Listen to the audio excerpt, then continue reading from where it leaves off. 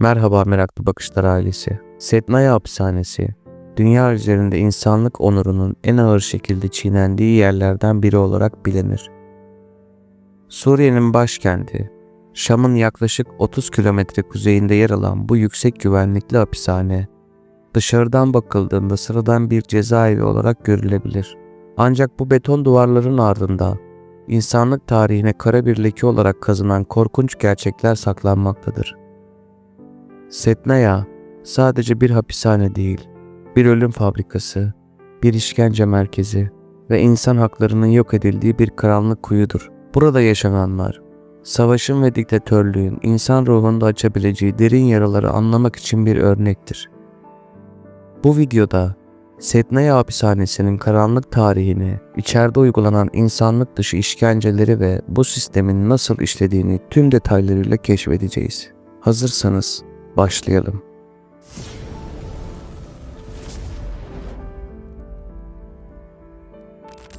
Sednaya Hapishanesi 1987 yılında inşa edildi ve başlangıçta sıradan bir askeri hapishane olarak hizmet vermeye başladı. Ancak 2011 yılında Suriye İç Savaşı'nın patlak vermesiyle burası Esad rejimi tarafından muhaliflerin ve rejim karşıtlarının ve hatta masum sivillerin kapatıldığı bir cehenneme dönüştürüldü. Bu hapishane Suriye rejimi tarafından adeta bir yok etme merkezi olarak kullanıldı. Mahkumlar burada suçları kanıtlanmadan herhangi bir yargılama süreci olmaksızın yıllarca tutuldu. Sednaya'ya bir kez giren bir kişinin dışarı çıkması neredeyse imkansız bir hale geldi. Hapishanenin işleyişi tamamen kapalı bir sistemle yürütülür. Mahkumlar dış dünyayla hiçbir şekilde iletişim kuramazlar. Ne aile ziyaretleri ne de avukatlarla görüşme hakları vardır. Hücrelerinin içi tamamen karanlık ve havasızdır. Mahkumlar yaşamın temel gereksinimlerinden bile mahrum bırakılır. Hücrelerin boyu küçüktür ve bir hücrede bazen kapasitesinden çok daha fazla mahkum tutulur. Bu durum mahkumlar arasında sürekli bir gerginlik ve çatışmaya neden olur.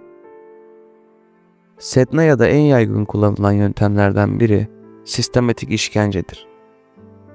Fiziksel işkenceler burada yaşayan mahkumların günlük bir rutini haline gelmiştir. Elektroşok en sık uygulanan işkence yöntemlerinden biridir. Mahkumların vücutlarına elektrotlar bağlanır ve elektrik verilerek dayanıklılıkları test edilir. Dulap adı verilen bir başka işkence yönteminde ise mahkumlar araba lastiğinin içine sokulur ve bu şekilde kırbaçlanır. Metal borularla dövülmek, kemiklerinin kırılmasına neden olacak kadar şiddetli dayak yemek ve tırnaklarının sökülmesi gibi yöntemler burada sıradan hale gelmiştir. Ancak Sednaya'da fiziksel işkenceler sadece başlangıçtır. Psikolojik işkenceler, mahkumların zihinsel olarak çökertilmesi için sistematik bir şekilde uygulanır. Mahkumlara ailelerinin öldüğü veya kendilerinin idam edileceği söylenir. Bu, onların tamamen umutsuzluğa kapılmasını sağlamak için kullanılan bir taktiktir. Hücrelerde genellikle hiçbir ışık yoktur ve mahkumlar karanlıkta tutulur. Günlerce ışık görmeyen mahkumlar, zaman algılarını kaybeder ve ruhsal çöküşe sürüklenir. Sednaya'da duyulan çığlıklar, mahkumların zihninde yankılanan bir kabusa dönüşür. Bu çığlıklar, yalnızca fiziksel acının değil, ruhsal işkencenin de bir parçasıdır. Burada tutulan mahkumların yaşam koşulları da insanlık dışıdır. Verilen yemekler yenilemeyecek durumdadır. Çoğu zaman çürümüş sebzeler, küflü ekmekler ve içinde böcekler bulunan çorbalar, mahkumların hayatta kalmak için tüketmek zorunda olduğu şeylerdir. Su, mahkumlara haftalarca verilmez ve susuzluk bir işkence aracı olarak kullanılır. Bu koşullar, hastalıkların yayılmasına ve birçok mahkumun yetersiz beslenme nedeniyle ölmesine yol açar. Cinsel şiddet de Sednaya'da sıkça kullanılan bir işkence yöntemidir. Hem erkek hem de kadın mahkumlar sistematik olarak cinsel saldırıya uğrar. Bu saldırılar bireylerin sadece fiziksel değil, aynı zamanda ruhsal olarak da yok edilmesi amacıyla yapılır. Tecavüz ve cinsel istismar mahkumların direncini kırmak için kullanılan korkunç bir yöntemdir. Setnaya'da işkencenin bir başka boyutu da tıbbi ihmaldir. İşkence sırasında ağır şekilde yaralanan mahkumlara hiçbir tıbbi müdahale yapılmaz. Yaraları enfekte olan mahkumlar tedavi edilmeden ölüme terk edilir. Bazı durumlarda ise mahkumlar üzerinde insanlık dışı tıbbi deneyler yapılır.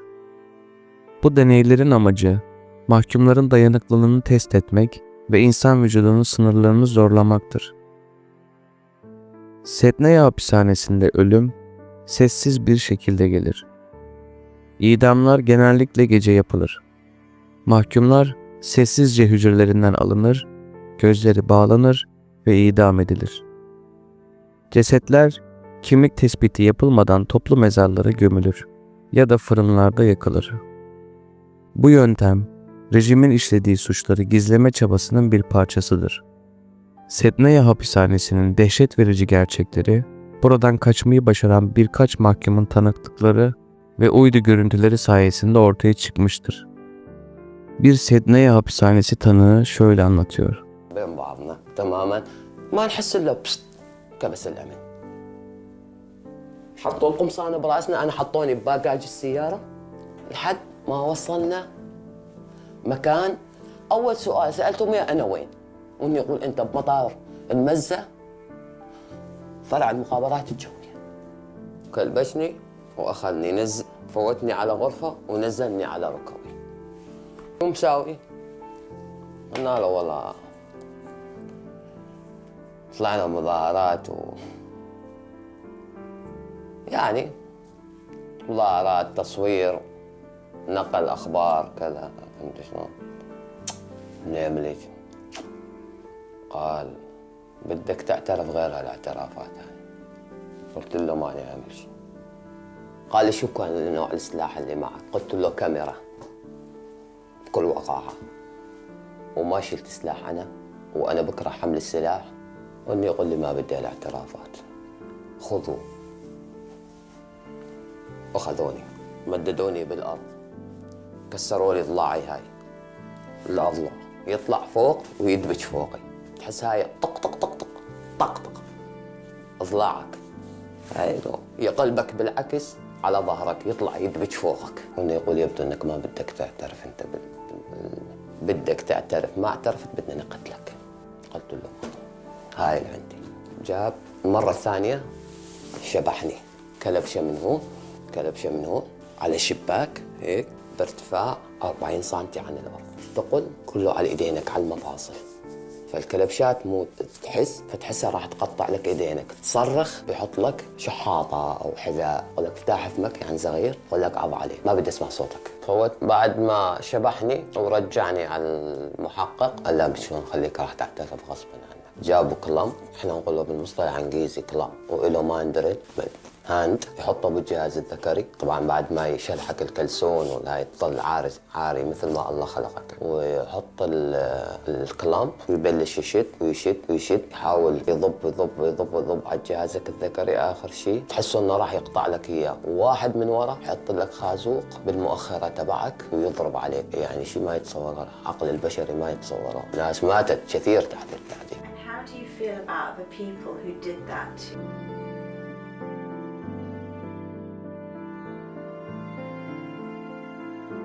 في الله بيحسب في قضاء بيحسب راح اسعى الا ما اجيبه مع المحكمه واخذ حقه بالقانون حقه وحق القاتل اللي قتل لو بتكلفني حياتي بدي له حق ولا بجيبه مع القانون.